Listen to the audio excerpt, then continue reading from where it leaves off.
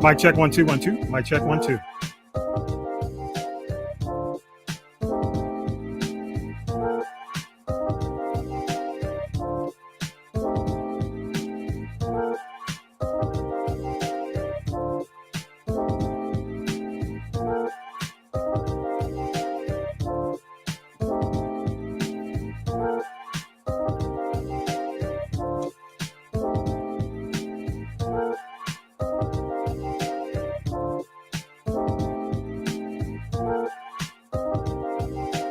Mic check.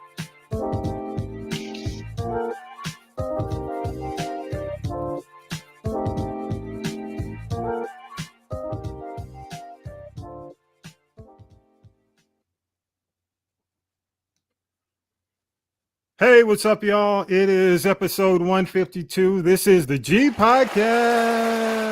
Yes, I can see my co-hosts Tanya B and Vi are here.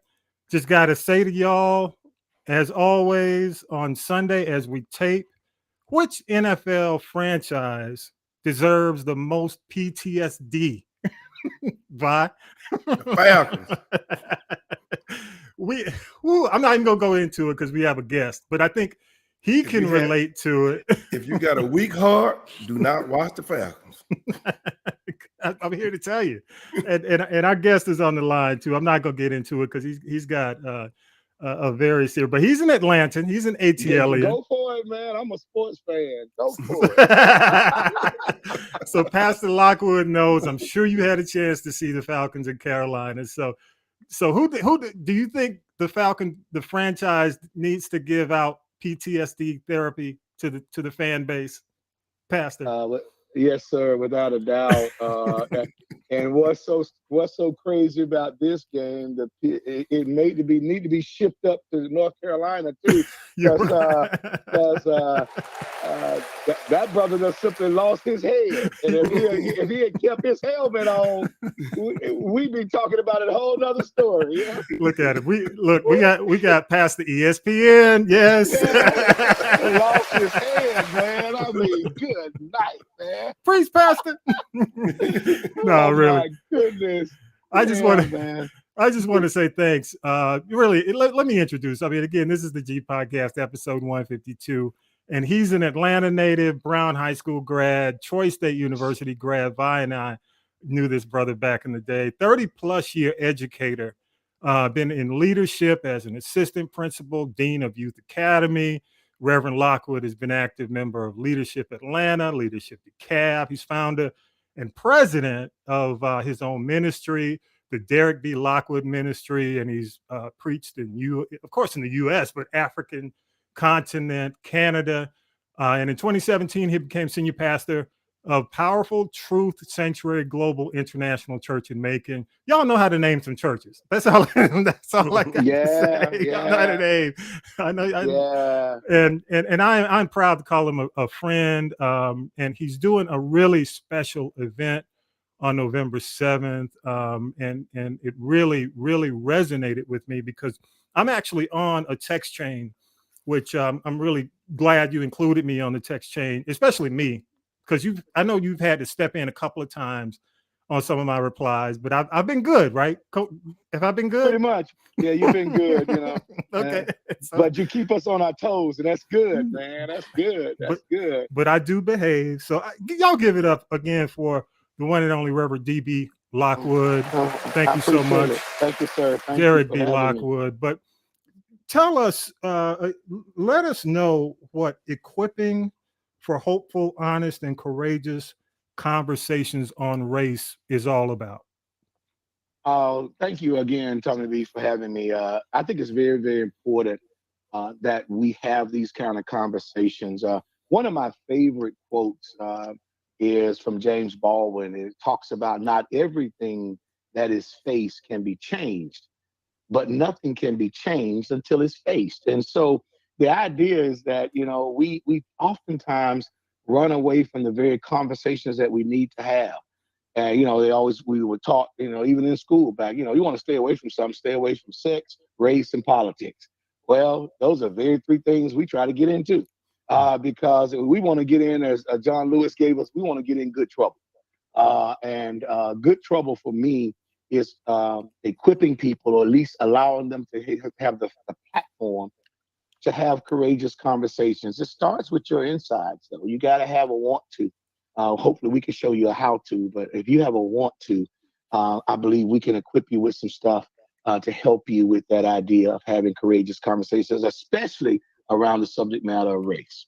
Well, let me ask you this: how can we have courageous conversations when a lot of the people who represent us are telling us to stay away from race? I mean, and I don't have to go down the list of names who basically are saying we should stay away from race and everything's okay and America's a great place. There's no race problem. How do we do that? I think again, it starts with you and what you are willing to settle for. As we grew up, when something don't smell right, when someone don't look right, it doesn't feel right. When young men in this country are still being killed indiscriminately in the street by police force, when our health care is all jacked up, especially as COVID taught us again with the health disparities that are going on in this country. No matter what someone's saying out of their mouth, it is important for us to watch what they do. And I think right now, between not only Black leadership, but white leadership and all the things in between, we have a crisis at hand. We have a crisis with young people and teenagers. You can't tell me when you talk about Decatur and that they say is greater, but you can't go on certain streets in Decatur without looking at crime. We got some issues within our own community and then America at large. And I'm not even going to bring up January the 6th, this insurrection that happened. And so if everything's hunky-dory in America, why did January the 6th happen? If everything happens hunky-dory in America, why can't Blacks still get the opportunities that our white counterparts get when it comes down just in the subject matter of housing? So I have to block out the noise and basically focus on what I can focus on and try to make changes one life at a time.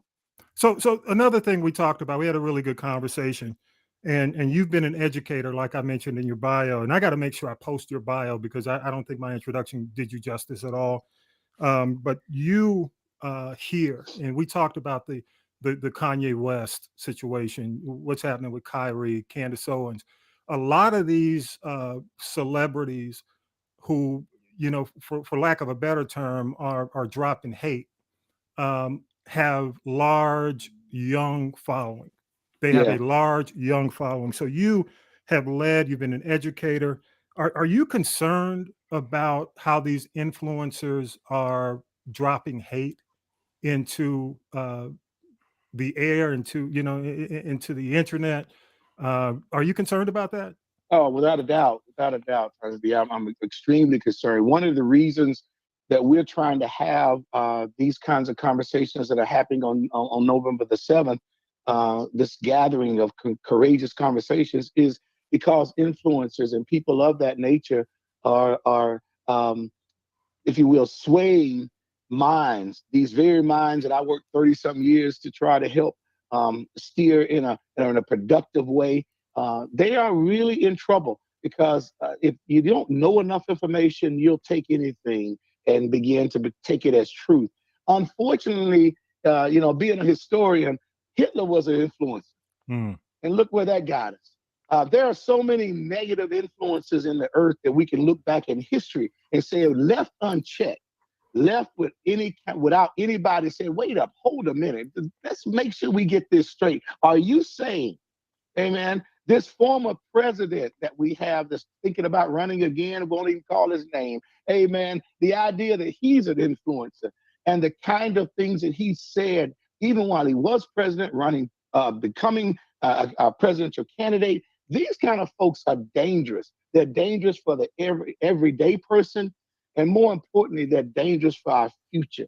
Oftentimes, as we are in an age where we think about what are we leaving as a legacy? What are we leaving as a generational pass down? And everybody will say, we got to leave money. We got to leave houses. I want people to be able to think for themselves. I think that would be a generational legacy for a lot of people because we live our lives in sound bites right now. We live our lives in tweets. We live our lives in Instagram messages and how many people are in our likes on our Facebook posts. And yet we've lost the ability to have great conversation. I'll add this. You are doing and your team is doing a great service by having, if you will, conversation. Amen. Getting information out there. Well, I love your tagline. I love the idea that you say you're presenting the information. Yes, in pop culture, you're presenting the facts and you're letting people decide on their own. Well, these influencers not doing that. They're trying to sway people along the hate line. They're trying to divest people of their own ability to think. And I'll leave it right there for just a minute. Well, and that's a good point. And thank you so much for acknowledging, the work that a lot of our podcasts try to do. We put the information out there and give people the opportunity to come to their own conclusions. So appreciate that. Thank you. Organizations, I look at this week, the ADL, and I was having a conversation with someone because I had said that basically the ADL just did textbook. It was perfect. I mean, in terms of how they went after Adidas, how they went after a lot of these other organizations for not responding well enough to some of the statements put out there by Ye. So I'm going to ask, and it's kind of a tough question, but I do want to get your feedback on this, man. Are Black organizations, and I want to specifically say Black, I don't want to say people of color, but Black organizations. Yes, sir. Are Black organizations putting the same type of intensity as the ADL into some of the issues that are occurring, specifically targeting the Black community? The simple answer is no. The complex answer is it's got a lot of layers on it. But the simple answer to your question, in my humble opinion, is no. If we were collectively to put all of our resources to one particular effort, whether that means denouncing the hate message, whether it means taking our dollars economically and moving them somewhere, we wouldn't have some of the things that are going on within our own community. We were talking the other day about Wellstar leaving the Atlanta community, quite frankly, the downtown community where it's very much needed. Everybody talks about Grady Hospital, but Grady Hospital has been a mainstay in Atlanta, helping people probably have had plenty of opportunities to move from where their present location is, but instead of leaving, they're still there. So to answer your question in a nutshell, no. I think it's also, if you add to that part of the question and answer, it's the idea that people have their hands all in the pot.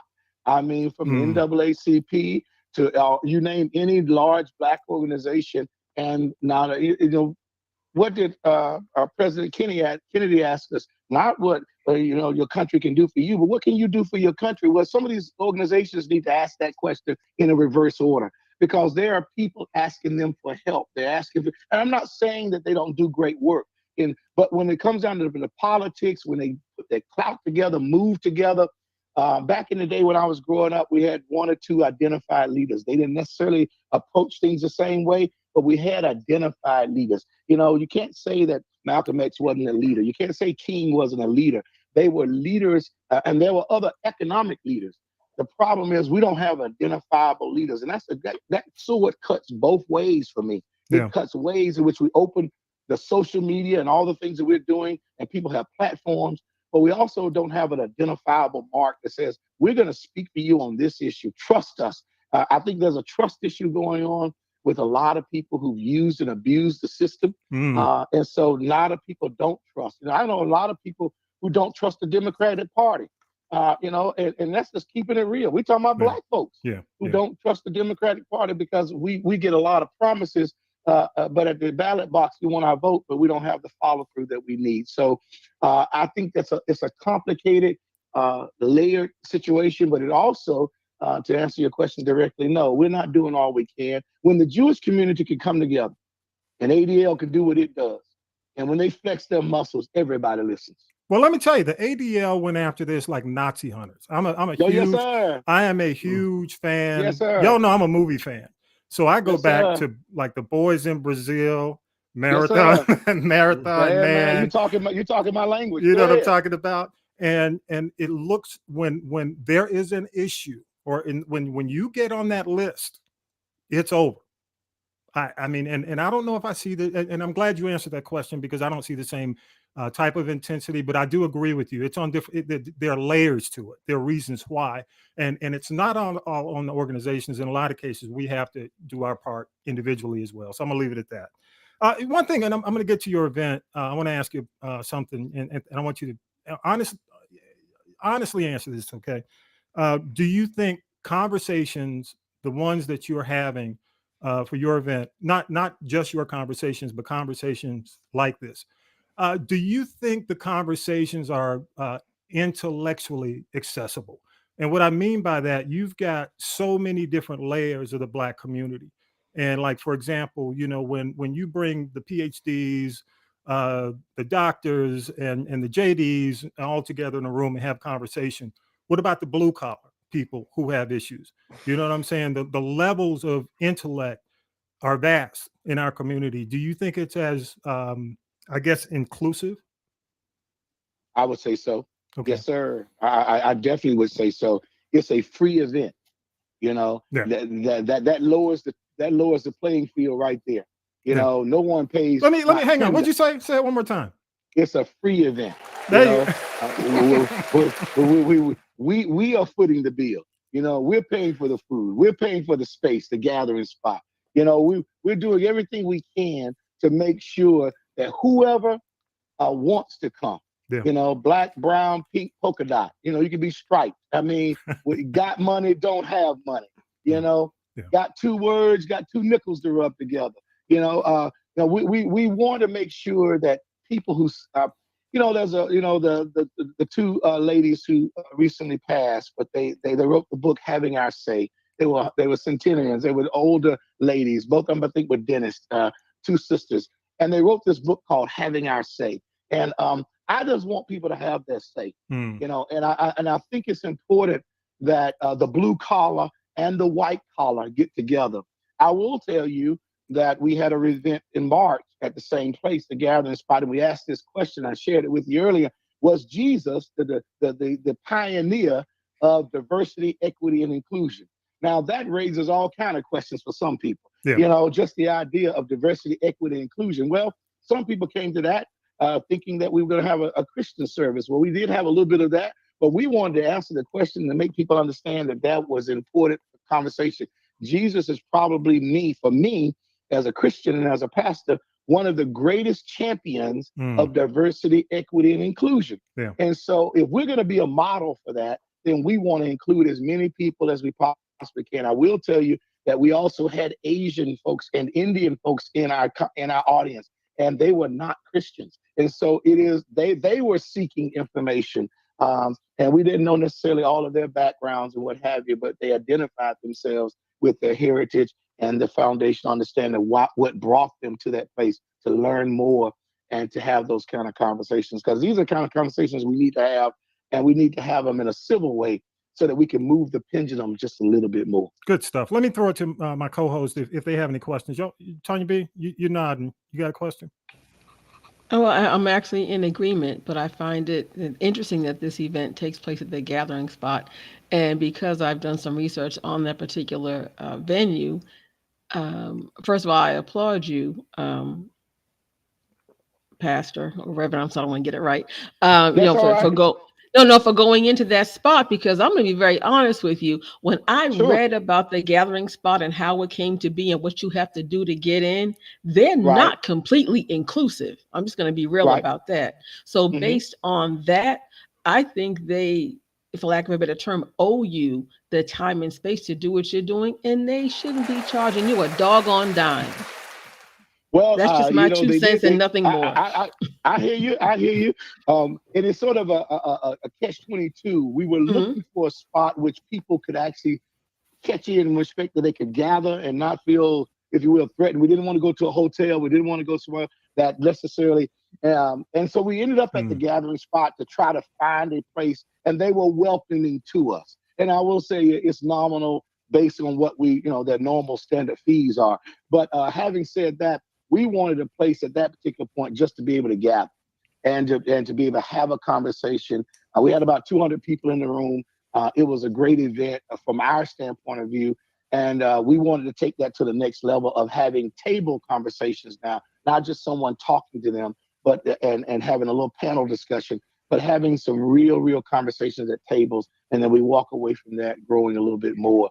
I will say that the novel idea of the gathering spot for me is important because during COVID and when there was a time when they didn't really have places where people could gather, this idea was born out of that, and so we're thankful for the space, thankful for the guys who trying to make it happen for us. We're not saying we're going to stay there all the time, but it is our next venue, and we're moving on. And if somebody knows another spot, we'll take a look at that too. Yeah. All right.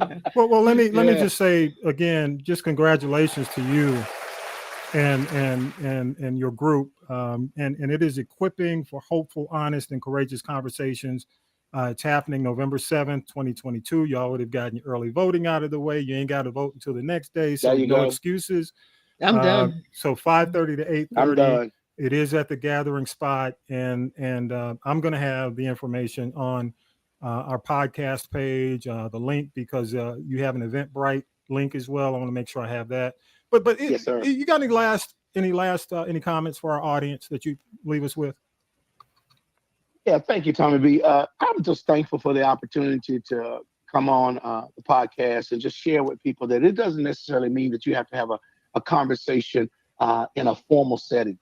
I just think that so many of us we were talking about this the other day, we grew up with a great heritage here in Atlanta. Mm-hmm. We grew up with the idea that, we saw the Maynard Jacksons and the Andrew Youngs, and we have a King legacy. We have all these folks that we can sort of pull, both women and men and different folks who led the way. And so when we go to strange places, we have some foundational underpinnings to say, hey, we belong at the table. There are so many of us who, quite frankly, we have friends and people who didn't grow up with that kind of experience. Mm-hmm. And so they still are gathering their own strength.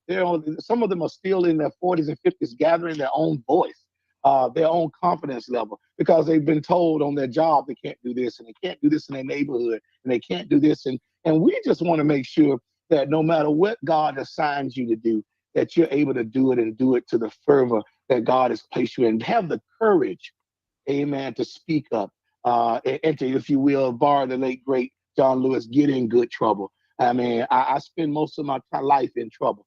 And I think that's a good thing for me to be in, because I know most of the time, and sometimes I'm in trouble with my wife, and that's probably not a good thing. But at the same time, my heart is in the right place, just trying my best to make sure I stay on the grind. And I just want to encourage others in the listening audience. If you have an opportunity to have that one-on-one conversation with someone to help turn them around, I go back to King. He's one of my heroes. If I can help somebody as I pass along, if I can cheer somebody with the word or song, if I can show someone that they're traveling wrong, then my living prayerfully won't be in vain. And that's why I want to leave you. Have those conversations, whether they're large, small, in groups, one-on-one, at the bus station, at dinner, wherever it may be. And quite frankly, we have to be comfortable being uncomfortable. Yeah, so and so that's it. Let me just give it up for Reverend Derek Lockwood, DB Lockwood. And you know what? I got to shout out the crew, because when we were at Troy State, it was like the Atlanta crew. So you had, of course, Vi was I'm gonna say the Atlanta and the Georgia crew. So Vi, Daryl Hayes area. You had Pharrell, Mike Smith, and of course, our buddy Norm. So we were like part of that crew, man. So you were part of the ATL crew, the ATLians. So yes, sir. Yes, sir. And keep praying for the Falcons, man, because they are much in need of prayer in that franchise. Yeah, bro. Yeah, man. I know a lot of people taking some medicine after that game today, man. So, it's all good. The wrong medicine. Yeah, sir. Yeah. Some people say they don't drink on Sunday, but they might be turning it up right now. Pastor Lockwood, before you get in trouble, let me move on and just say thank you again, Doctor. sir. Appreciate you, man. God bless. Thank y'all. Thank you for having me. Thank you so much. Take care now. Okay. Yes, sir. Peace and blessings. All right. Take care. Oh, yeah. Man, good to hear his voice. Tanya B, Vi, before we hit the news, just a couple of thoughts, and then we'll go into news. I'll go to you, Vi. Any thoughts? Well, I don't know much about the guy. I need to start looking up the information about it. I was trying to figure out. Yeah, I'll make sure. Yeah, I'll make sure. I mean, it is it's a central spot. And what I like about it, if anything, is very much a millennial spot. So he, within the right hands, I think he's going to get a good mixed demographic. And honestly, those are the kind of folks you need to be talking to right now, because those are the folks, the older generation right now, our generation, we know better. But a lot of these younger, the the millennial, Gen Z, a lot of what they're hearing, they can't filter because the folks at home aren't helping them filter. So I think if he can get some of that, then so be it. Yep. Hey, let's go ahead and do this, and we'll come back and talk on the other end. We got some more of the stuff to get into. Let's go ahead, do news with Syracuse Mike, and we'll be right back. Here we go. News team, assemble! It's time for the Week in News with Syracuse Mike. There was another high school shooting Monday, this one in St. Louis. The FBI is investigating. Local authorities say at least 2 people were killed, a woman and a teenage girl. St. Louis Mayor Tashara Jones. Our children shouldn't have to experience this. They shouldn't have to go through active shooter drills in case something happens. And unfortunately, that happened. Several other people were injured. The shooter, who is around 20 years old, according to 2 reports, is also dead after exchanging gunfire with police. Supreme Court Justice Clarence Thomas has temporarily blocked the testimony of Senator Lindsey Graham before a special grand jury in Fulton County. They're investigating whether former President Trump and his allies illegally tried to influence the 2020 election in Georgia. A lower court had ruled Graham would have to testify. Georgia's incredible voting numbers continue to grow. As of Tuesday, we hit a milestone. Over 1 million people have voted so far in the state. Now, it's generally been a smooth election. However, at a press conference, the Secretary of State's deputy, Gabe Sterling, discussed a problem in Baker County. A postal service truck caught fire there. There are 43 outstanding ballots in the county. We're working with USPS to see if they have images of what might have been on that truck to reissue them. Plus, there's just one report of a fraudulent ballot in Spalding County. So the system worked. They caught it. They identified the ballot. They removed the ballot from the count. As a reminder, early voting continues through next week. WNBA star Brittany Griner's appeal was rejected by a Russian court. She was sentenced to 9 years in prison for possession and smuggling of drugs, which was actually vape cartridges containing cannabis oil. Elizabeth Root is with the U.S. Embassy in Moscow. Today was another sad day for the rule of law in the Russian Federation. The White House calls the appeals court ruling another sham judicial proceeding. You've probably heard something about anti-Semitic comments by Kanye West, or Ye as he is known now. In a statement Tuesday, sneaker maker Adidas said it has ended its partnership with Ye, saying his comments are unacceptable, hateful, and dangerous, and they violate the company's values of diversity and inclusion.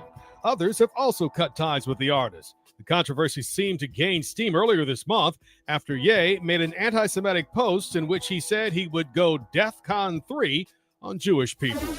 A second woman has come forward and claims Georgia U.S. Senate candidate Herschel Walker also pushed for her to have an abortion when she became pregnant during a relationship with him. Herschel Walker says he is against women having abortions, but he pressured me to have one. The anonymous woman, who is represented by attorney Gloria Allred and spoke via Zoom, said Walker drove her to the clinic in Dallas to have the abortion.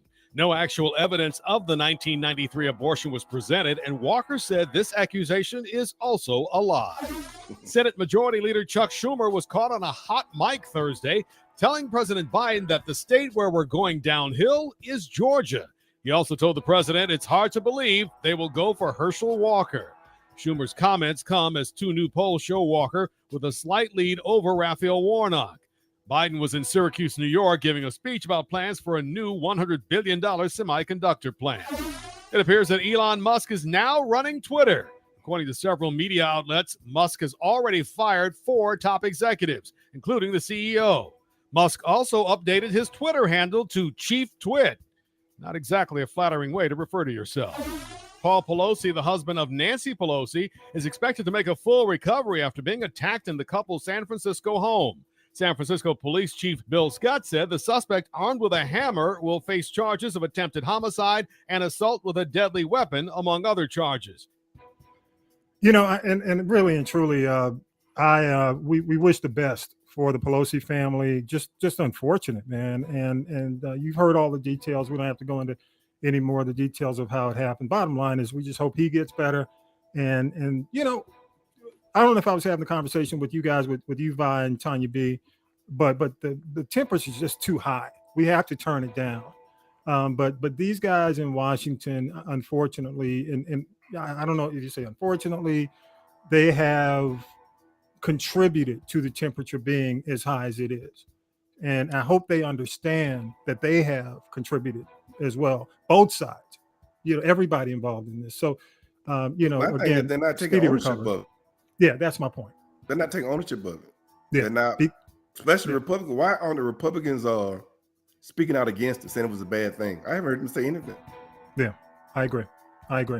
And it's really time, both sides. And I am saying, I mean, I hate to say, I'm not going to get into the both sides thing because we don't know much about the assailant, the guy who actually was swinging the hammer yet, but I'm sure we'll find out more this week. And I'll just leave it at that.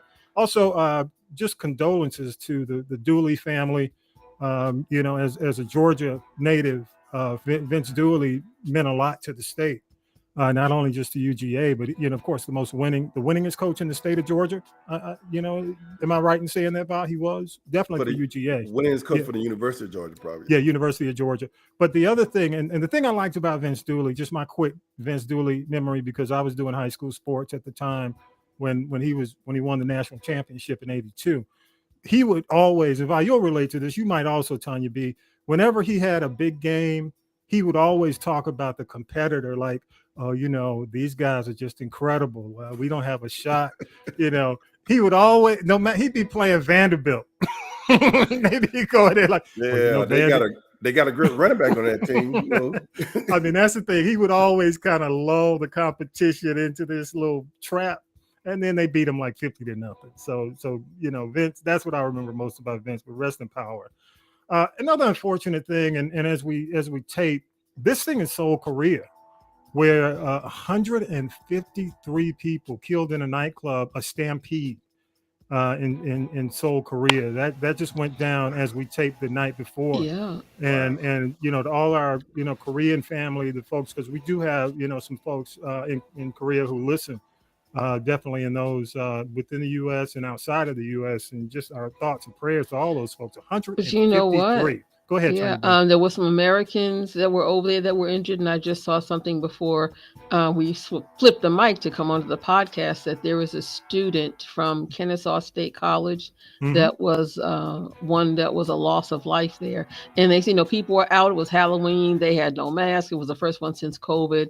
I don't know whether the police force was intentionally ill-equipped or what they thought was going to happen when you have that many people out for the first time in more than 2 years. Something is going to go down, and you wonder, could what preventative measures were not in place that should have been in place? I agree, and we have to be careful because a lot of the action, a lot of these events, it's pent up demand. People hadn't been out in so long. When people get together in these huge bunches, I mean, that was it. Yeah, they hadn't been out in a long time. So coming together in a situation, I agree with you. In a situation like that, the police forget, some of the procedures possibly that they were using before COVID, pre-COVID. You're absolutely right. One more thing, and I just want to go down the list before we get into tea. Here the list, and I'm just going to go down just for the sake of the podcast. A list of advertisers and folks who have either moved away, dropped, or no longer affiliate themselves with Kanye. You've got Adidas, of course, went down this week. Goodwill will no longer be accepting or having any of Ye's or Yeezys, whatever he has in stock that has been in stock with Goodwill. The Gap, Instagram, and for now, Twitter. Is Twitter still? That's probably one change. Is he still on Twitter? Yeah, not part of my vocabulary. And you also forgot TJ Maxx that we don't want you either. Oh, I haven't gotten to TJ Maxx. I'm sorry. No, you got JP Morgan, you got Def Jam Records, and you have to help me pronounce this because I'm fashion illiterate, Tanya B. Balenciaga. Thank you. You knew exactly what I was about to say. CAA, MRC, Foot Locker, Jaylen Brown on the sports side, Aaron. What's the other? We know he plays football for the out in LA. All the people that were part of Yeezy Sports. Yeah, Aaron Donaldson. Yeah, go ahead. Yep. And Peloton, TJ Maxx, the Donda Academy is now closed. It keeps going back and forth. And also they pulled his wax statue from the Madame Tussauds Museum out in London. In London. Yeah. There are some radio stations, commercial radio stations that are backing away from playing his music as well. Yes, we're never going to get back to 2006 college dropout Kanye, but sometimes people just don't even want to be reminded of, of just you know, like he wasn't as overt with it.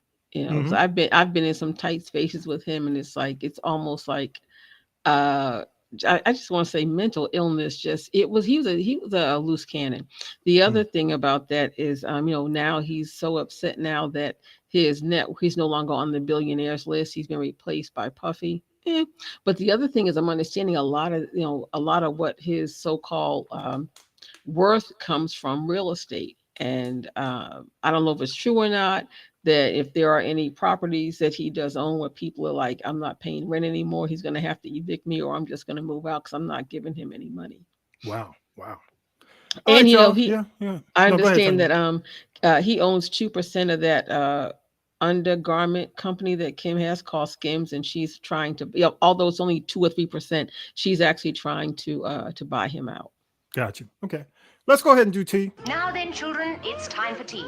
It's tea time, y'all. Sipping the tea with Tanya B. I'm sure you're going to have some more of that in your tea as well coming up. What you got, Tanya B? I don't have a lot. It's been somewhat of a quiet week for news, but first I do want to say 5 on it to Dwayne "The Rock" Johnson. His show, The Rock, returns to NBC TV on the 4th of November, but his movie Black Adam the opening weekend was $140 million globally. It just took in $24.5 million yesterday alone. So I'm like, don't count out. People are trying to, you know, saying, oh, it's never going to work. It's this, it's that.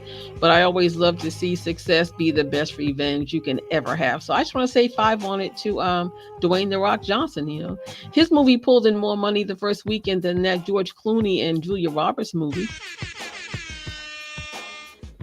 Yeah. Okay. Now I want to ask you a question. I was hoping that some of these reality shows would go away, but my question is, do we really need another reality show? And my answer would be no. But nope. They're going to keep coming as long as former or disgraced celebrities need a check. Now, there was a show that was on VH1 16 years ago called The Surreal Life, and they are bringing that back. And let me tell you who was on the first episode, so the first season. You've got Dennis Rodman, probably needs a check. Tamar Braxton, you know she needs a check because she has no record deal, no hit records, no, you know, she can't really tour. Yeah, she's a booby prize. You've got Kim Coles, who I guess she wasn't funny compared to what funny is now, but you have a lot more of these young comedians and young female comedians. You know, she was there kind of before the Samores and the the Queens of Comedy and those people. Then you have people like Tiffany Haddish and even Aisha Tyler. And then this last one, he really needs a check, and that would be August Alsina, Mr. Entanglement. But when you tell you about August Alsina now, the dumb donkey of this week, I say, is Tory Lanez, who has been put under house arrest until November 28th, which is the start date of the trial for his shooting Megan Thee Stallion. But did you know that Mr. Entanglement also has a foot in, no pun intended, has a foot in this whole mess with Tory Lanez and Meg Thee Stallion in the shooting? So August Alsina, I think really Will Smith just shut everything down for him. Let's call a thing a thing. And so yeah, he's taken to reality TV, the show that would have them. But on a more positive note, can we say this is the week of Rihanna? Rihanna is everywhere. Do it. Okay. It's like her first music out in 6 years. The song is Lift Me Up, which is one of the 2 songs that she has on the Black Panther 2 soundtrack. She co-wrote the song as a tribute to the late Chadwick Boseman. Rihanna's Fenty Fashion Show will stream on Amazon Prime November 9th, right before the opening of Black Panther. And actually, the 9th and 10th of November, you can go see a special IMAX screening of Black Panther, but the official opening date is November 11th. But let's get back to the Fenty Fashion Show. She's got Taraji P. Henson, whom I'm going to get her together in a minute. She's got Marsai Martin, Sheryl Lee Ralph as models in the show. The entertainment will be the man who has given new meaning to Get Down on Your Knees, and that's Maxwell. He's the entertainment.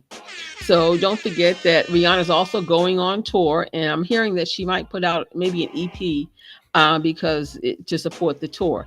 And let's get back to Taraji P. Henson. She got not like Shantae got a man. Taraji got a man at home, but let me tell you who her new boo thing is. She done got some of Janet Jackson's old used up goods because her new boo thing is the man with the third leg, Jermaine Dupri. What? Yeah. No comment. Now, girl, you know, Janet left him. He's known to be a cheater. All I can say is, Taraji, be careful, girl, and don't get hypnotized by that third leg, baby. Okay. The views and opinions expressed. Go ahead. I don't make the news. I just report it. Allegedly. Okay, allegedly. Now I gotta tell you about Kanye. You know, but he's got this Donda Academy, and just like Chris Rock said many years ago in a joke, grand opening, grand closing, then grand reopening. For how long we don't know. But in case you missed it, singer Keisha Cole took to social media saying that she took her son DJ, the one whose daddy's name is Booby.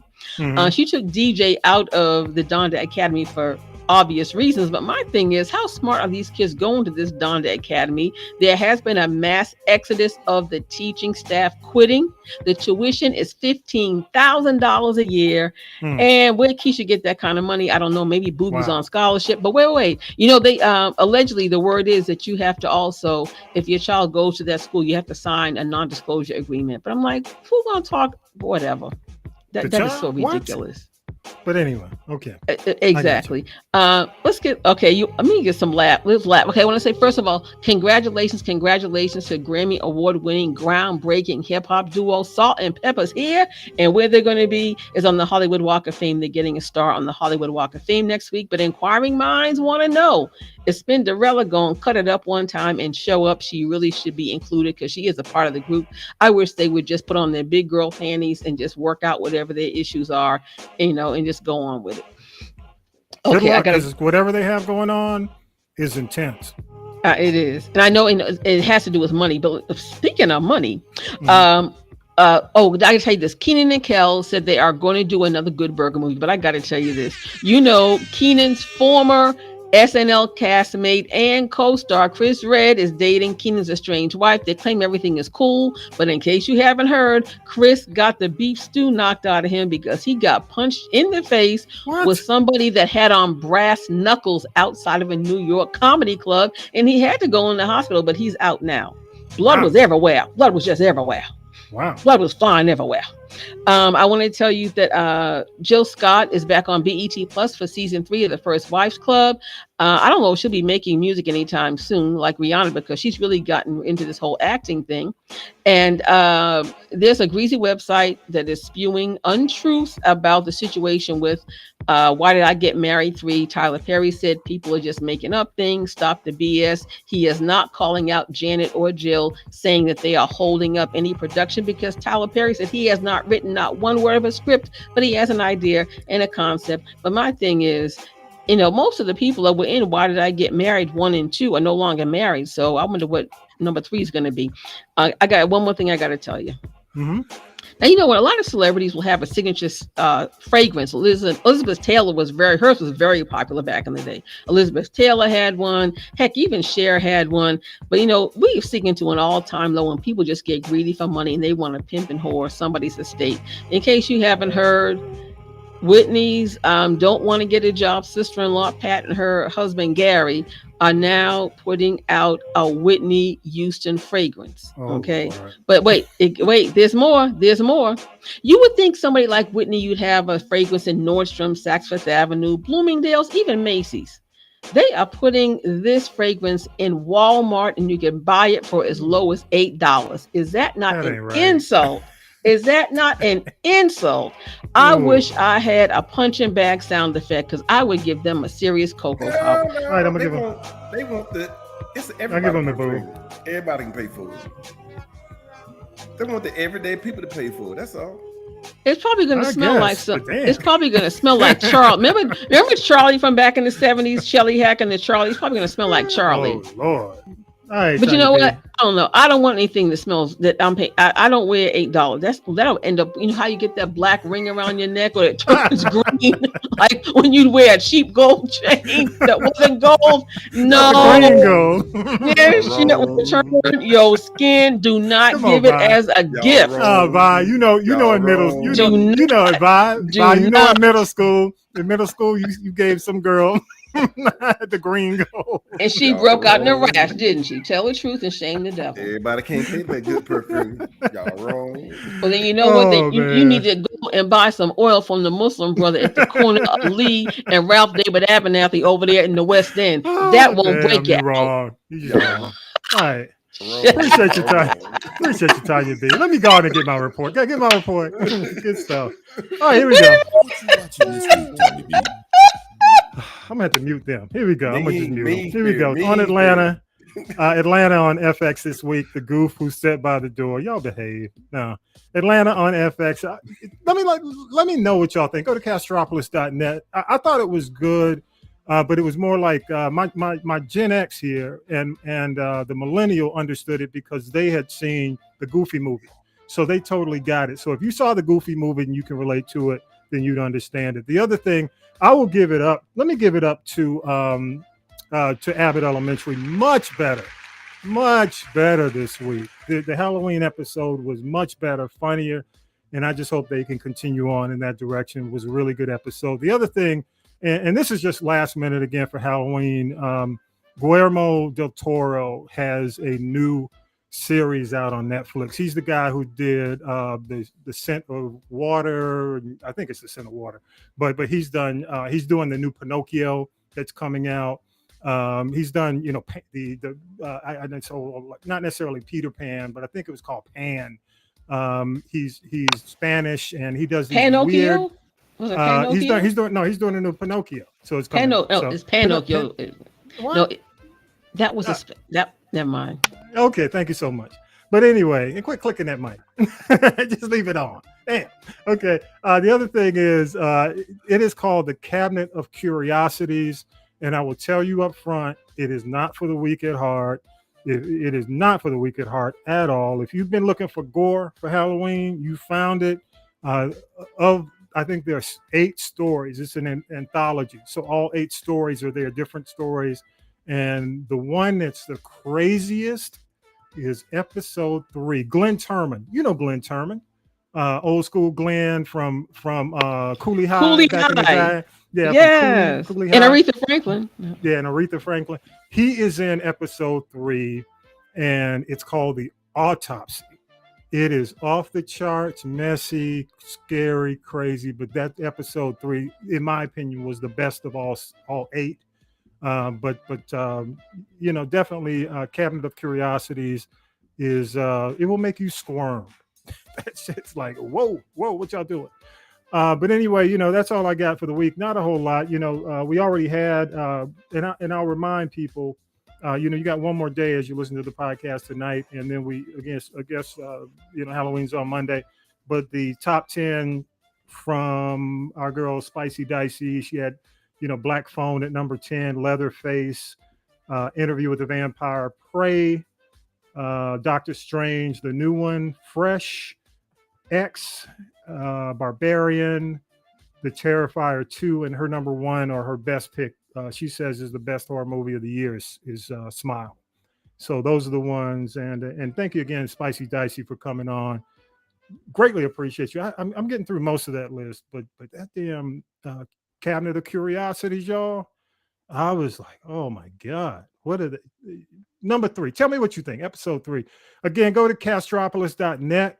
That's CASTROPOLIS.net. Weigh in, hit the people poll, leave your voicemail. Again, big thanks to Reverend D.B. Lockwood, Derek Lockwood. I call him Rev Lock, co-founder of this event that's coming up, Equipping for Hopeful, Honest, and Courageous Conversations on Race, November 7th. So, as we tape today, a week and a day away from that event, 5:30 to 8:30. It's at the Gathering Spot in Atlanta. Again, there's an Eventbrite link. I got to get that Eventbrite link and make sure that that's on our podcast notes as well. So any last minute thoughts as we wrap up? The big thing it's still Kanye. But anything else out there from y'all? Any thoughts? One thing I did want to say is I just wanted to thank you, and I'm grateful that I even know anything about what Revlock is doing, because I didn't know anything about it. So, this is how information gets disseminated. I can tell my friends and my neighbors about it, and the place will be standing room only. And I think it's great that, he's, initiating the fact that we do need to have those uncomfortable conversations. Yeah. And also, again, when I talked about the gathering spot being, not being inclusive, I mean, that's just the way it is. You have, the way it is. No, but the It's thing true. about it is, I really hope that, sometimes having these uncomfortable conversations will actually be a teachable moment for them, because somebody can roll up in there with a 10th grade education and look like they just came out of a coal mine, but they could also be a multimillionaire. And have, own a big construction company. So I think those are the kinds of conversations that count too. And those are the kind of opinions and people, that need not to be discounted. I agree. Because this is a critical time. And like you said, there are people, I was watching the news even this morning, Tommy B, and it's really kind of scary that, they say things are so close and we don't want to do a runoff, but the reality is we may have one. But the other thing is, people are like, I'm undecided and I'm scared. Well, damn it, go educate yourself and make, a decent, an educated decision. So I just encourage people, to do that. And, don't believe the hype, because half of what's out here being spewed, especially on these social media platforms, in case it's already happening on Twitter with Chief Twit, who has since taken down that exactly, that quote, because it was not true. Exactly. Oh, he is such a booby prize. A lot of famous people include, I don't know if you saw my posting, Tony Braxton. He's African American, by the way. You know that, right? Yeah, he's also on the Asperger's syndrome too. But anyway, okay, yeah, he's the one whose father South Africa vibe. South Africa, yeah, go ahead. Yeah, he's the one whose father is married and having babies by the stepsister. But anyway, you see, his mama ain't talking about him, but let's call a thing. But I just encourage people. You know what? Learn the facts. Don't believe the hype, and don't believe the first thing that you see, because a lot of times, as Leon Haywood said, believe half of what you see and none of what you hear. Just help yourself and just learn the facts and get educated. And I think the gathering spot on November 7th is a great place to start. I agree. And let me say, for all the folks who have voted, I do have to give you an applause.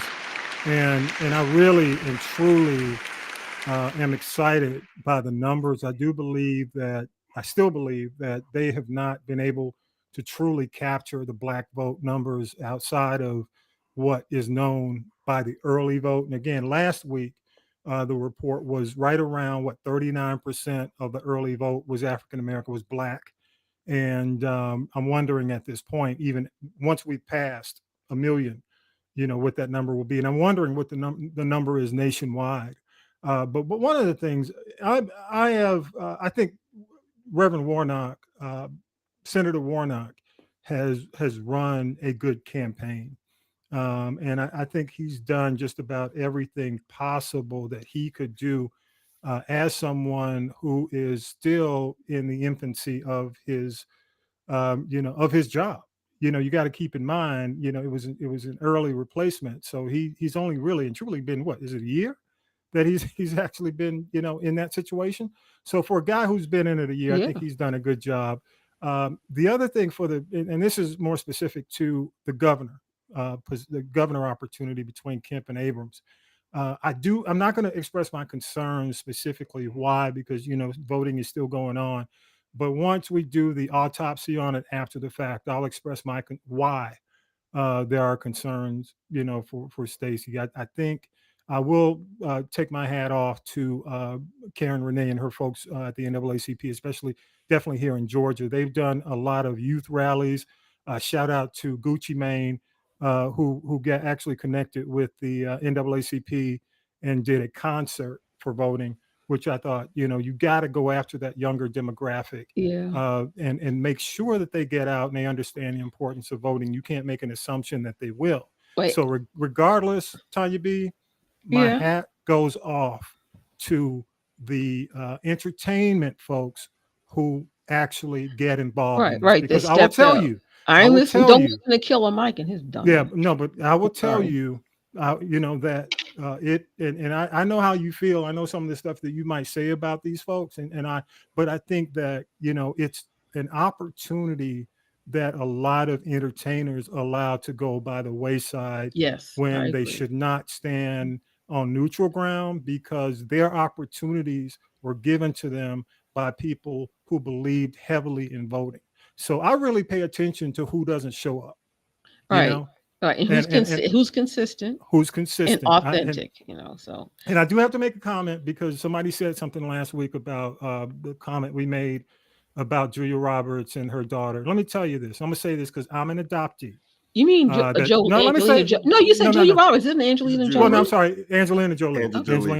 Angelina Jolie and her daughter, and we believe wholeheartedly in the process of adoption. I believe definitely that in her heart, the adoption she's done for her family, to create her family, she's shown in good faith that she gives those kids everything, even to the point of the things that she's done to protect them from who might be a nutty Brad, which we might be finding out more. So I applaud her for getting involved with her daughter's life and staying involved with the adoptee kids. We don't mean anything, when we say something, but there's a difference between the adoptee mother and the celebrity. We still might have, Madonna. We still might have, I'm gonna say about anybody, if you're an adoptee mom and you protect your kids, you value your kids, you're a good mom, you're doing the right thing. But we can make comments about the celebrity side, but I am very protective of the adoptee, the adopters, the families who really and truly put their heart, their money, and they don't just do it for show. And I think she's one of them. I will say this, though. I'm going to throw it to you, Tanya B. I'm not a big fan of her dad, John Boyd. He's a nut. He's a right-wing nut.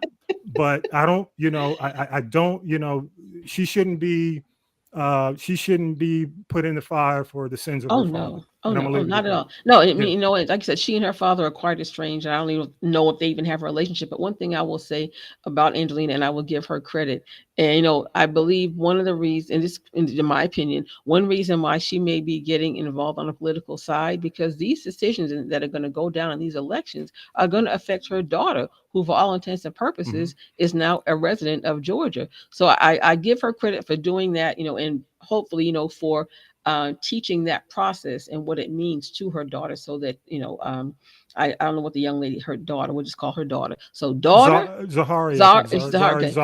So daughter, make sure that when your mama leaves and goes home, you don't put the baton down, that you still get out, and go vote for all the time, that 4 years or so that you'll be here. So I applaud Angelina for doing that.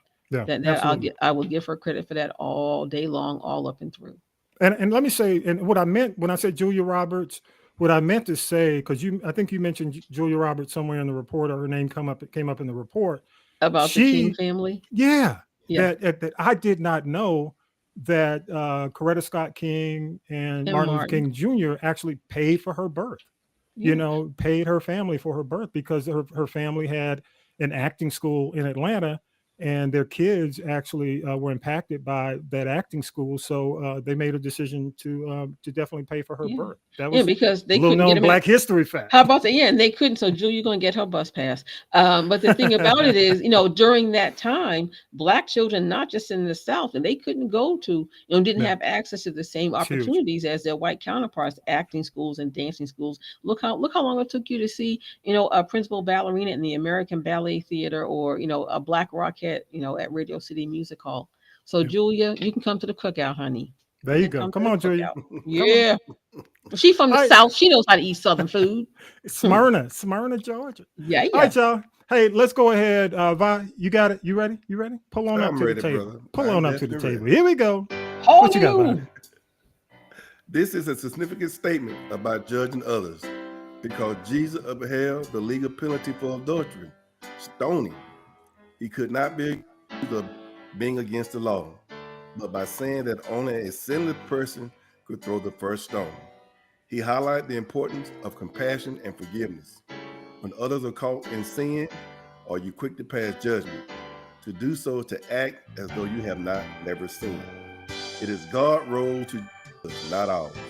Our role is to show forgiveness and compassion. John chapter 8, verse 7. He who without sin, let him throw the first stone. Hallelujah. That's right, people. None of us is perfect, and none of us without sin. So when you try to judge somebody, think about what you've done in your past. So forgive them. Like they said, the forgiveness is not for that person. That forgiveness is for you. Amen. Amen. Amen. You sure that ain't a little bit of list? Yeah, don't give up your power like that. I know what Vi's saying. Vi, are you saying don't give up your power to somebody who does not deserve it? There ain't a little list over there to somebody like, yay, maybe. So that's a laundry list. You need to go over there and sit down in the corner with R. Kelly. Let me stop. I'm too fold close laundry. I'm too close to a window. Let me shut up. All right. No, So again, hey, just because I'm not going to support you, I mean I don't forgive him. Yeah, that's true. That's so true. Very good. See, that's why the country commentator is on the show. Hey, there are people forgave Eddie Long. Because if I was here. Mm-hmm. No, man, I appreciate you. Thank you so much, Vi. Country commentator, man. Appreciate you, man. Again, thank you, Reverend D.B. Lockwood, man, in your congregation. They got a great man. Tanya B., thank you so much always for all the work that you do, traveling around the country, putting in work. I am here. I don't know what you see. She's sitting in, Vi, you know what? Vi, see us on camera. She's sitting in the camp. Is that the cabinet of curiosities? I'm somewhere in America. Don't worry. Are those two skulls behind you? Don't worry. That's what I'm saying. It's looking hard. All right, y'all. But we appreciate you listening. And next week, I got to give shout outs because it's the beginning of the month to all the people some of the new folks who might be checking us out. We appreciate you again.